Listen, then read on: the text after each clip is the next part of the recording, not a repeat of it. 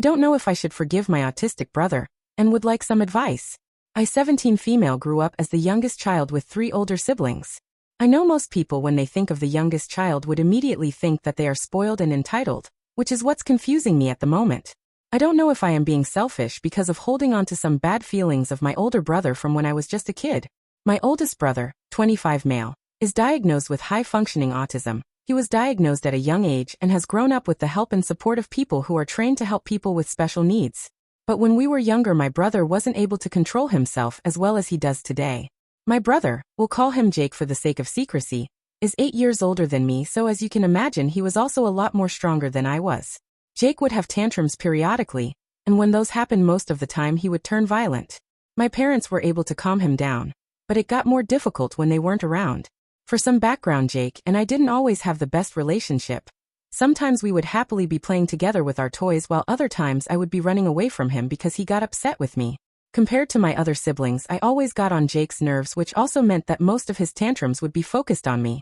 I remember many times in 2nd grade when I would hide in my other brother's room, because my room didn't have a lock and his did, behind closed closet doors, while Jake would pound on my brother's door screaming to come in because he knew I was in there. My brother, fake name Tom, wouldn't open the door until Jake would almost break down the door. At that point Tom had no other choice than to let Jake in, and he would storm straight to the closet, ripping the doors open to find me cradled in the corner on the phone with our parents. Jake always got upset that I would call mom and dad when he got into one of his rampages and would always snatch the phone out of my hand, usually me screaming in protest, and end the phone call before holding me down and hitting me. On lucky occasions Tom would be able to pull Jake away from me and I could escape to my room. But many of those times Jake still came after me and forced his way into my room. I would always keep running until mom and dad came home.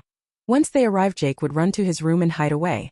I wish I could say that once my parents got home Jake would be in deep trouble for what he did and my parents would comfort me in loving arms telling me that everything was going to be okay, and they would protect me, but that wasn't the case. My parents would talk to Jake in his room, mainly trying to calm him down, and then scold him about what he did and that he shouldn't do that.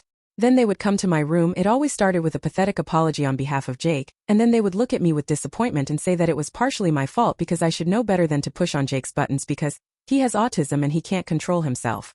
So it's your job to make sure that you don't upset him. In the end, Jake would be let go with a slap on the wrist and I would also be given the same punishment of time out.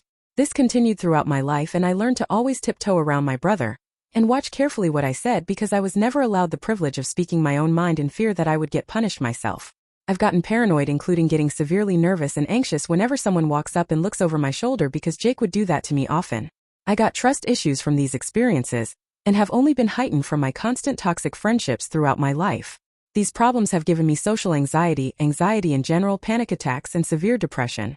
I've just recently been getting help with my anxiety and depression and things have been starting to get better, but it's been difficult because it feels as though my parents don't really understand what's wrong with me or are willfully ignoring my problems because they don't want to think about why I have them. Before any of you ask, yes, I have brought up my past issues with Jake to my parents, but it's mostly fallen upon deaf ears or fake sympathy with excuses. And my mom has also denied any wrongdoing from a different experience that had also affected my mental and emotional state. Now it seems like my parents are trying to mend my relationship with Jake, but I still feel uneasy around him. And honestly, I'm not interested in forming a sibling bond with him at the moment. I've shared these concerns with my sister, Maddie, a fake name, and she agrees with me and understands my feelings. But I don't know if this is really the right thing to do or if I should start mending the bridge because I'm being selfish for not forgiving my brother because he wasn't in his right mind when he was doing those actions. This is the part where me being the youngest kicks in because I don't honestly know if I'm just being a stubborn brat and holding on to the past for sympathy instead of moving on like what my parents say.